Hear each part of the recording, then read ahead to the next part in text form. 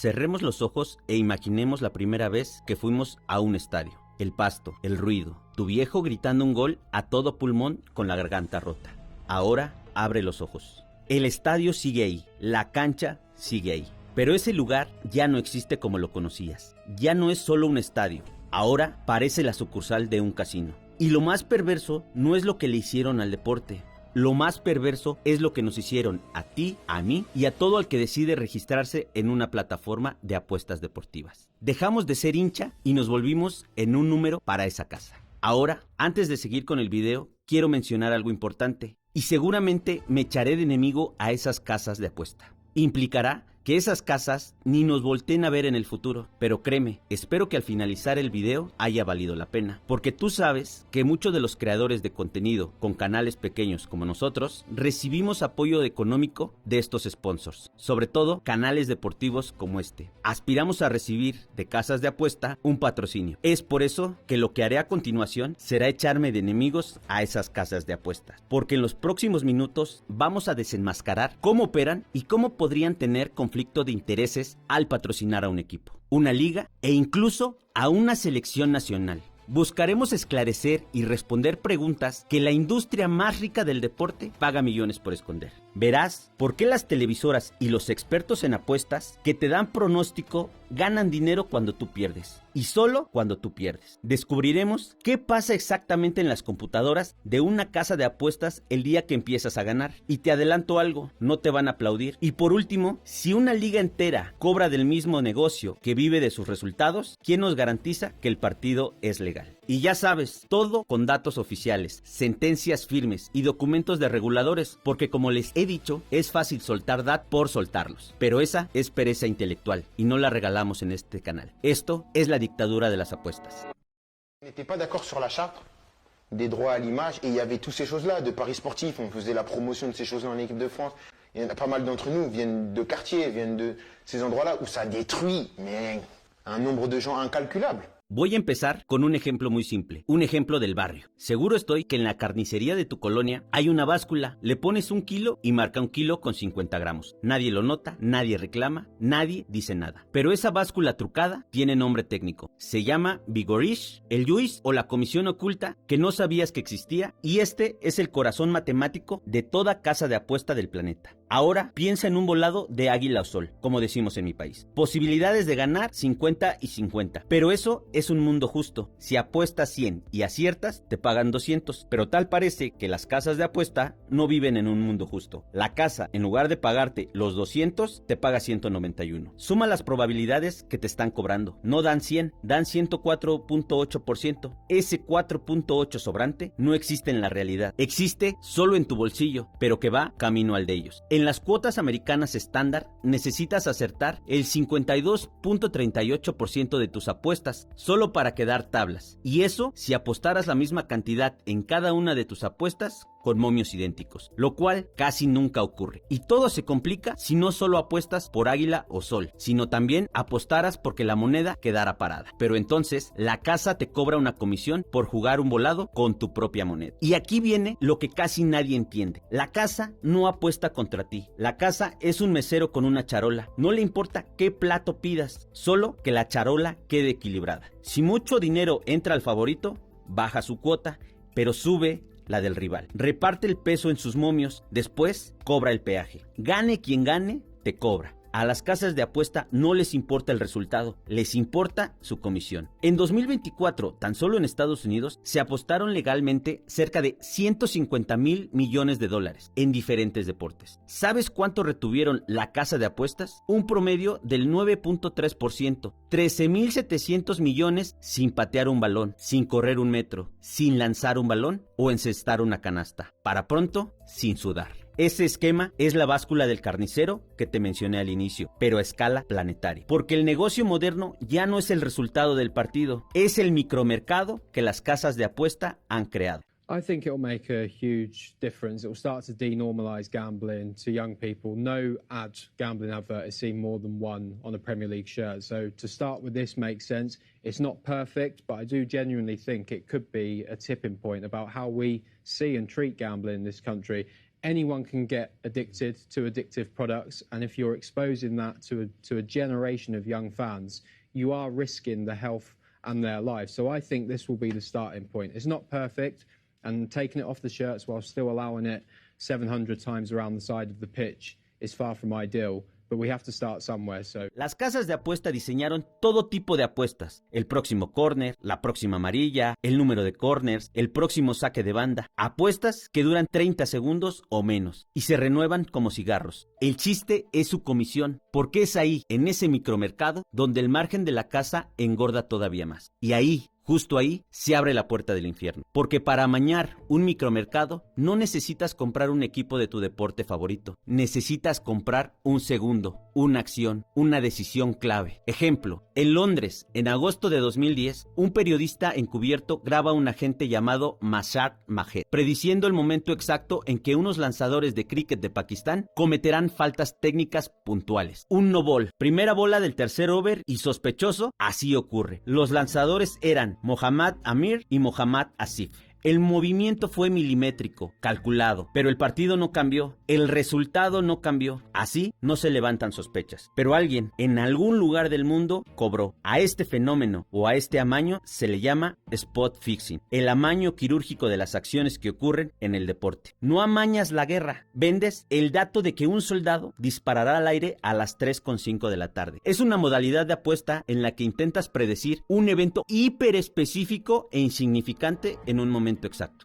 ¿Esto te suena familiar cuando lo ves anunciado a mitad de tu partido? Por cierto, de ese partido hubo 3 jugadores que terminaron suspendidos por años e incluso presos. El capitán del equipo, 2 años y medio de cárcel. El más joven tenía 18 años. Pero, ¿crees que fue un caso aislado? Déjame demostrarte que no lo es. El tenis tiene un sótano que no sale en televisión ni en los medios de comunicación masiva. Un sindicato de apostadores corrompió a más de 180 jugadores en 35 países. A un tenista egipcio le pagaron $4,000 por perder un set 6-2. Escuchaste bien. Youssef Hussam recibió $4,000 por arreglar ese partido. En el escalón más bajo del circuito, donde los jugadores no llegan a fin de mes, la enorme mayoría de los atletas de partidos sospechosos de un solo trimestre salió de ahí. Y desde mi punto de vista, puede ser que la pobreza es la mejor socia del amaño, porque aquí quiero escuchar tu opinión. ¿Crees que jugadores con contratos con empresas internacionales se atreverían a aceptar un soborno y sacrificar todo lo que han ganado? ¿Crees en mi idea de que esa pobreza es la que los orilla a arreglar partidos? Quiero leerte, déjalo en los comentarios. Y si estás pensando, bueno, esos amaños de partido pasan lejos en deportes que no veo, quiero que mires el pecho de la camiseta de tu equipo, escuches los comerciales que salen cuando termina tu partido, porque la pregunta ya no es quién apuesta, la pregunta es quién firma los cheques de toda tu liga. Hagamos lo que hacen los analistas serios y de los cuales seguimos su ejemplo. Vamos a seguir el dinero, no las declaraciones que no nos dan respuesta alguna, tampoco los comunicados de juega responsable. Vayamos tras el dinero, porque desde 2021 FanDuel y DraftKings, las 2 casas de apuesta más grandes de Estados Unidos, son socias oficiales de la NBA, una alianza que en el deber ser no debería existir, y te diré más adelante por qué. Sporttrader, el gigante suizo de tecnología y estadística, tiene la exclusiva mundial de los datos oficiales de la NBA hasta 2031. Cada movimiento, cada lesión, cada estadística de rastreo corporal de los jugadores se convierte, en tiempo real, en un producto para apostar. El feed oficial viaja segundos antes que tu televisión. Tú ves el partido, pero ellos ven el futuro. ¿Y qué ocurre en la NFL? Contrató a una empresa de datos de apuestas para vigilar las mismas apuestas. El socio comercial es también el policía. Por eso es que cuando el sistema truena, truena de verdad. El 20 de marzo de 2024, un jugador marginal de la NBA, John Ty Porter, sale del partido a los 3 minutos alegando enfermedad.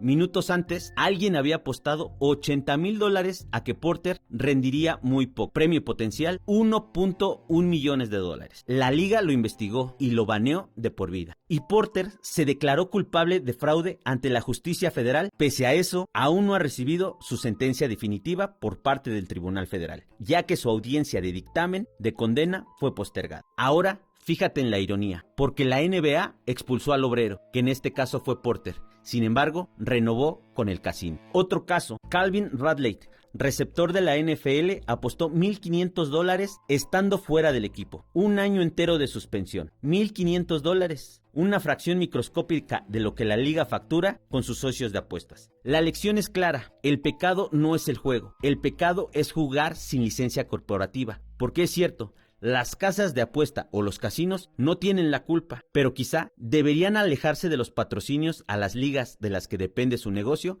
para no levantar suspicacias. Pero esto no es exclusivo de Estados Unidos. Europa ya vivió esta fiebre. En España, apenas hace unos años, 32 de los 42 clubes profesionales tenían acuerdos con casas de apuesta. El Real Madrid llevaba en el pecho la marca de bwin desde el año 2007 hasta mediados de 2013. ¿Y sabes qué pasó? El Estado dijo basta. Aprobó el Real Decreto 958/2020 de comunicaciones comerciales de las actividades de juego, la cual prohíbe de manera absoluta que las casas de apuestas patrocinaran camisetas, estadios o indumentaria deportiva en todo el país. Estableció que los anuncios comerciales de apuestas y casinos en televisión, radio y plataformas de video digital solo se puedan emitir legalmente en la franja horaria que va desde la 1 de la mañana hasta las 5 de la mañana, con el fin de proteger a los menores de edad de la exposición a estos contenidos. Y justo este decreto confirma lo que les mencionaba arriba, sobre ser patrocinador del deporte del cual generas ingreso. Y antes de seguir con los casos, dime, ¿qué opinas de que la casa de apuesta en donde juegas patrocine a tu equipo favorito y posiblemente a toda la liga? Por su parte, Inglaterra, la cuna del fútbol y de las casas de apuesta, hizo su versión de lo que te mencioné en España. Los clubes de la Premier acordaron quitar los logos de las casas de apuesta del frente de la camiseta a partir de esta temporada. 70 millones de libras al año en juego. Eso es aproximadamente lo que deberían pagar las casas de apuesta en promedio por querer participar como patrocinador. Suena valiente hasta que miras la letra chiquita del contrato. El logo se quitó del pecho, pero ¿sabes qué? Se cosió en la manga y en las vallas y en el estadio. No fue una renuncia, fue una mudanza a un lugar menos visible. Y lo pongo entre comillas porque esa imagen sigue ahí, sigue patrocinando a los equipos. Y si me escuchas desde México o eres paisano mío que vive en Estados Unidos y sientes un amor por el América, por Cruz Azul, por el Guadalajara, déjame decirte y desnudar la realidad de las casas de apuesta en el deporte. México va en el sentido contrario. Vamos al revés. Las 18 franquicias de la Liga MX tienen un patrocinio de casa de apuestas. Una sola operadora de este negocio patrocina a la Liga MX. Y lo peor, a la selección nacional. Además, y lo peor, es que es dueña de uno de los equipos de la Liga MX. El que reparte las cartas también juega una mano. Sus directivos dicen que no hay conflicto de intereses. Yo no voy a acusar a nadie, no hace falta. Las acciones hablan por sí sola. Solo te dejo la pregunta sobre la mesa y quiero que respondas con la brutalidad y honestidad de lo primero que te venga a la mente. En cualquier otro negocio del mundo, ¿alguien aceptaría ese arreglo sin levantar una ceja? ¿Aceptarían que una casa de apuestas sea dueña de un equipo? Te la dejo votando de tu lado de la cancha. Por otro lado, cuéntame tu peor experiencia con una casa de apuestas. La cuenta que te limitaron, el retiro que nunca llegó, el bono con trampa. Y si nunca has apostado, cuenta qué te salvó de entrar en ese mundo del que después es muy difícil salir. Este canal vive de una sola cosa, de que seamos muchos los que ya no nos tragamos el cuento. Si eso te representa, suscríbete. Aquí no te vendemos pronósticos, aquí te contamos quién los vende y por qué. Pero sigamos, que viene lo peor. ¿Por qué las televisoras y los influencers que te dan sus pronósticos deportivos tampoco les importa el resultado de sus predicciones? Es una realidad y no es una teoría conspirativa. Es un modelo de negocio con nombre y contrato. Se llama afiliación y comercialización. Y tiene dos sabores. El primero va ligado a los influencers, que se dedican a afiliar nuevos clientes desde sus links de promoción. A esto se le llama CPA, y que es literal costo por acción o costo por adquisición. La casa de apuestas le dice al influencer, te pago una vez por cada cliente que me traes, lo que lo convierte en un cazarrecompensas. Entrega al cliente incauto a la casa de apuestas, cobra su comisión y se acabó. No le importa si pierdes en esa apuesta que te recomendó. Él ya ganó. El segundo es el que debería quitarte el sueño, porque es aún más peligroso. Se llama Revenue Share. Seguro estoy que en los últimos años has visto programas de 30 minutos o más que solo se dedican a eso, a reunir expertos para darte sus predicciones durante todo el programa. Yo sé que por el momento, ojo, por el momento que vienen estos dos equipos, todos deberían de irse con el ambos anotan, o sea, un partido de goles, porque ya no le tenemos el mismo respeto a la defensiva del Atlas. En apuestas que de inicio a ti te suenan lógicas, pues te digo que el medio televisivo, el diario deportivo con su post en internet y el tipster de Twitter cobran un porcentaje que típicamente va entre el 30 y el 45% de lo que sus referidos pierden, no de las apuestas que realizan, simplemente de lo que pierden. Tus ganancias no les conviene y este cobro no solo es por un mes, es de por vida. Si te registraste con su código, cada vez que pierdes, ellos ganan. ¿Ves la trampa que hay en eso? El contrato lo dice con siglas elegantes, porque así lo han diseñado. Se llama Net Gaming Revenue, pero es literalmente el dinero perdido por los usuarios. Tradúcelo al idioma del barrio. Ganan por tu derrota. El panelista experto que te dio la cuota fija del domingo cobra una comisión por tu derrota, para siempre. Por eso es que ves a estos panelistas invitándote a realizar apuestas con poca probabilidad, los llamados parlay. El día de hoy te voy a enseñar cómo apostar en un partido de NFL. Es muy sencillo, no te preocupes. Pero ¿y las grandes cadenas? ESPN, la cadena deportiva más grande del deporte mundial, lanzó su propia casa de apuestas con un acuerdo de $2,000 millones. Le fue mal de inicio, un fracaso absoluto, ya que apenas rascó el 3% del mercado. ¿Y sabes cuál fue la moraleja corporativa? Ninguna. Cambió de socio, se afilió con DraftKings y metió al nuevo casino y socio dentro de su propia pantalla. A partir de ese movimiento, la cadena integró las cuotas, estadísticas y enlaces de apuestas de DraftKings de forma directa en todos sus programas de televisión, su sitio web y su aplicación móvil. La misma voz que te narra el partido o te da el resumen y las noticias deportivas del día, tiene un socio que factura cuando tu quiniela pierde. ¿Quieres saber cómo trata esta industria a sus propios socios comerciales? Un afiliado, el director de operaciones de la compañía Bojoco, fue el encargado de presentar públicamente los alarmantes resultados del estudio. Auditó sus contratos premium del 45%. Después de las deducciones ocultas en el contrato, el porcentaje real era apenas de 23.91. Casi la mitad se iba evaporada en la letra chica del contrato. Imagínate, si así le hacen al socio, el cual les ayuda a que el negocio crezca, imagina qué te hacen a ti, que tu contrato es el que hiciste cuando abriste una cuenta para comenzar a apostar. Por eso, desde mi punto de vista, el análisis deportivo se pudrió. El negocio que no debería patrocinar al deporte se corrompió y solo le interesa generar ingreso con tu derrota. Porque repito, el incentivo no es que aciertes, el incentivo es que apuestes con el corazón, que le metas al clásico del fin de semana porque tu equipo tiene que ganar. Nadie te regala una cuota fija porque quieran, te las regalan porque tu esperanza cotiza para ellos y tu decepción cuando ves el resultado también. Y esto trae otro problema que va más ligado al deporte, más relacionado al producto. Estas empresas son las que más se benefician en que haya una saturación de partidos en el mundo. Terminó el mundial, que comience la liga antes de que termine la final. Arrancamos otro torneo sin importar que haya otro en marcha. Pero la saturación del producto es tema para otro video. Lo que buscamos en el canal es identificar cómo opera toda la maquinaria alrededor del deporte que más amamos. Porque estos análisis podrían sonar que estamos en contra del fútbol, pero para nada. Amamos a este deporte y es por eso que nos resulta triste ver todo lo que está ocurriendo. Pero como no tenemos la verdad absoluta, te invito a debatir con educación y sobre todo con fundamentos. Pero, ¿y qué pasa cuando le ganas al casino? ¿Qué pasa en sus computadoras el día que tus números salen en verde? Cuando alguien encuentra la falla del sistema y se convierte en ganador, agárrate, porque aquí es donde esta historia deja de ser un negocio turbio y se convierte en una absoluta confesión. Primero, revisemos el tamaño de la tragedia para que te sigas espantando. La cifra que circula en la propia industria de apuestas deportivas dice que entre el 95 y 98% de los apostadores pierden dinero a largo plazo, porque a corto plazo puedes obtener resultados que te sacan del apuro o que de momento te hacen sentir ganado. Pero seamos honestos con los datos sobre el porcentaje, porque este canal no inventa. No hay un censo académico único que lo confirme. Es la estimación del propio sector que calcula que apenas un 3 a 5% es rentable. Podría ser más o podría ser menos, es algo que quizá no se le está prestando atención porque al sistema no le conviene. Pero no necesitas creerle a ellos, créele a la aritmética que ya vimos al inicio. Si la casa retiene el 9.3% de todo lo apostado y tú necesitas acertar el 52.38% solo para empatar, la montaña juega en tu contra desde el primer peso.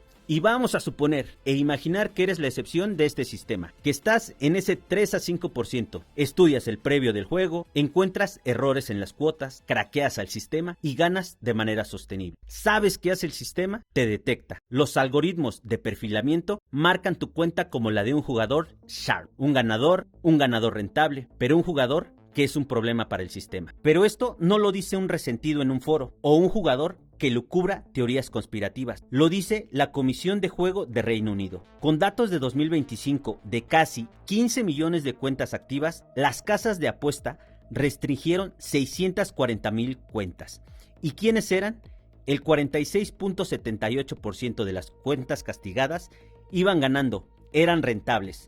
Entre el total de apostadores, solo el 25% gana. Este reporte oficial de la Comisión Reguladora se convirtió en una prueba irrefutable a nivel mundial de que los algoritmos de las plataformas están diseñados no solo para detectar conductas adictivas, sino algo mucho más agresivo. Sus softwares de alta calidad estaban diseñados para limitar, asfixiar y expulsar a los apostadores que demuestran ser matemáticamente rentables. Al 62% de los restringidos les recortaron el máximo de apuestas. A más de un tercio de esos los dejaron apostando entre el 1 y el 9% de lo que apostaban antes. Cuentas limitadas a cantidades ridículas y sus retiros se congelaban en verificaciones que duran una eternidad. Y yo lo traduzco de una forma: no puedes sacar el dinero que ya entró al sistema. Las promociones que antes tenían desaparecen de su pantalla, como por arte de magia. En la jerga le dicen gubbing, en el barrio le decimos de otra forma: te corren por ganar. E insisto, si encuentras la falla en el sistema, te corren. El propio jefe del regulador británico lo resumió con una frialdad que da escalofríos. Ser un apostador exitoso, dijo, no es una característica protegida por la ley antidiscriminación. O sea, pueden echarte por ganar, y créeme, así lo hacen. Lo hacen todos los días en todas partes del mundo. Y ahora mira la otra puerta del casino, porque mientras al ganador lo expulsan, al que se hunde lo miman, lo consienten, lo incentivan para que no se vaya y siga apostando. La casa de apuestas ha diseñado programas VIP para los socios, regalos, bonos e incluso un gestor personal en los niveles más altos. El regulador británico multó con 13 millones de libras a Caesars Entertainment, una operadora cuyos clientes VIP incluían a un cliente que perdió 240,000 libras en 13 meses. Pero, ¿y cuál era la particularidad de ese cliente? Se había registrado en el programa oficial de autoexclusión, que es una lista donde los adictos a las apuestas deportivas piden voluntariamente que se les prohíba seguir jugando y perdiendo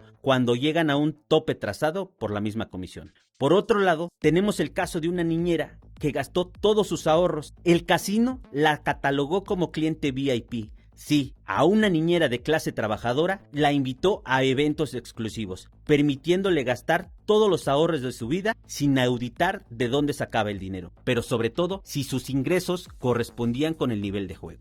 Otra casa, William Hill, dejó a un hombre gastar 20,000 libras en 20 minutos sin hacerle una sola pregunta. El regulador ventiló que las alertas de control contra apuestas peligrosas eran inexistentes. La investigación culminó en una multa récord de 19.2 millones de libras, que es, hasta la fecha en la que estoy grabando el video, la más grande en la historia de la Comisión del Reino Unido. Con estas multas obligaron o trataron de que la industria se portara bien. Sus clientes VIP cayeron un 70%.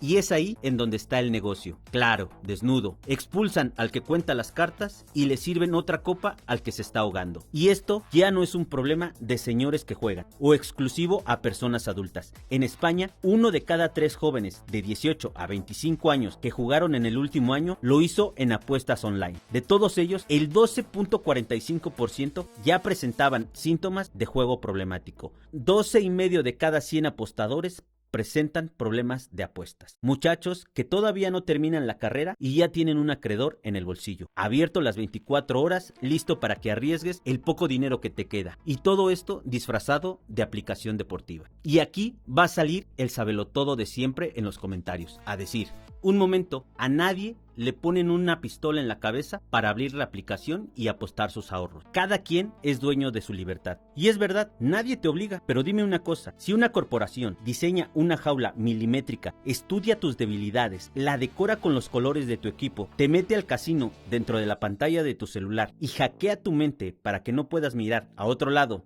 ¿No crees que es culpa de ambos? ¿Tú por caer y de él que está armando la trampa? ¿Esto es libertad o es una cacería de clientes? Te leo en los comentarios. Y sinceramente, como alguien que también cayó en la trampa de ese sistema, pero que pudo salir del mismo con quizás raspones mínimos, te diré que salir y entender todo lo que te estoy explicando es difícil, porque siempre tienes esa dosis de dopamina, esa dosis de adrenalina en cada una de las apuestas que realizas. Pero ahora vamos con lo que ocurre en los vestidores cuando los actores principales del espectáculo conocen las fallas del sistema y que no hay regulaciones, porque esto son anomalías que ocurren desde hace muchos años. El 23 de marzo de 1980 en Italia, los partidos terminan y la Guardia di Finanza entra a los estadios. Se llevan a los jugadores aún con el uniforme puesto, todavía sudados. El escándalo se llamó Totonero. Futbolistas vendiendo partidos a una red de apuestas ilegal. El Milán y la Lazio descendidos. Y una ironía que solo el fútbol escribe. Paolo Rossi, una de las máximas figuras del fútbol italiano, fue suspendido 2 años por ese escándalo y volvió justo a tiempo para ser el héroe del Mundial del 82. El país lo perdonó entre lágrimas, pero a la estructura que lo produjo nadie la tocó. Y 26 años después, el escándalo deportivo más famoso de la historia italiana, Calciopoli. Y aquí trataremos de ser más preciso que la mayoría, porque la precisión también es una daga. Calciopoli no fue un escándalo de apuestas, fue una red de influencia para elegir árbitros a modo, algo así o similar a lo que ocurre en el caso Negreira, que por cierto, suscríbete para que no te pierdas cuando lancemos la investigación de esos 2 casos de amaño. Regresando a la idea de Italia, la Juventus perdió 2 títulos obtenidos durante ese lapso y bajó a Serie B, castigo ejemplar y sin precedentes, que si fue suficiente te lo dejo a tu criterio. Pero escucha esto, nadie fue condenado por amañar un solo partido. ¿Entiendes lo que eso significa o por qué mencionamos esto? Lo menciono porque para torcer al deporte ni siquiera hizo falta una casa de apuestas. Bastó una agenda telefónica. El deporte ya tenía el sistema inmune por el suelo cuando el casino tocó la puerta. Las casas de apuesta lo que hicieron fue dar más tentación a esos amaños de partido. Y verás por qué lo digo. En 2011, otra red de amaños, pero ahora con sindicatos internacionales de apuestas involucrados, junto con capitanes y divisiones enteras bajo sospecha, fue bautizado con un nombre que no puedo pronunciar, pero que te dejo en pantalla. La investigación de la Fiscalía de Cremona descubrió que una mafia con ramificaciones internacionales en Singapur y Europa del Este controlaba e influía en los mercados europeos a través de apuestas ilícitas masivas. Pero en medio de todo esto, un rayo de luz. Simone Farina, un defensa del montón, rechazó 200,000 euros por venderse y fue a denunciar el amaño. Sus revelaciones permitieron la detención inicial de 17 personas implicadas y el mundo entero lo aplaudió. Fíjate qué retrato de la época en la que vivimos. El honesto fue noticia por ser honesto. Y llegamos al presente, porque seguro estoy que pensarás, eso fue hace muchos años. Sandro Tonali, el niño que creció idolatrando al Milan, jugando en el Milan, fue encontrado apostando sobre el Milan. En sus resultados, en su rendimiento, 10 meses de suspensión en 2023. Y su compañero de generación, Niccolò Fagioli, se fue 7 meses, con deudas de juego de más de 3 millones de euros.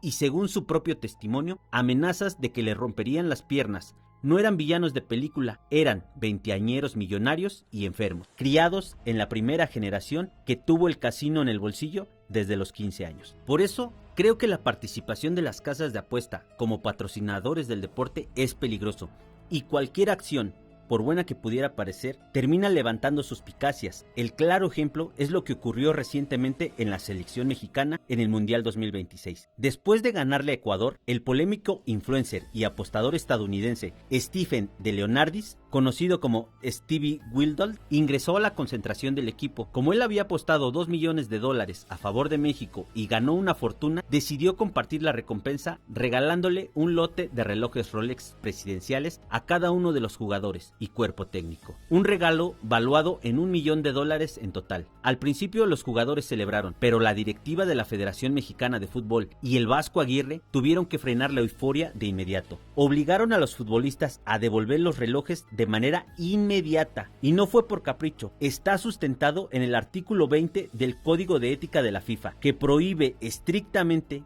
que los futbolistas o federativos acepten dádivas, obsequios o incentivos de alto valor económico que no tengan un fin puramente simbólico. Aceptar relojes de lujo de manos de un apostador profesional que lucró con el resultado del partido, abría la puerta a una investigación por posible amaño de partido o conflicto de intereses, poniendo en riesgo la descalificación de México en su propio mundial. Además, la marca oficial de la selección es Hublot, lo que provoca un choque comercial. Y como creo ya me extendí mucho en el video, cerraremos con la imagen del inicio, el estadio de tu infancia, el pasto en donde jugabas, el grito de tu viejo cantando el gol de su equipo favorito. No perdimos el deporte, porque ese nos sigue apasionando a muchos de nosotros, pero ahora nos los cambiaron por fichas de juego, por momios de apuesta. El partido sigue existiendo, pero ya no es el centro. Es el pretexto para una maquinaria muy bien aceitada. La cancha es el escaparate para que tú seas el inventario. Cada córner es un producto financiero. Cada lesión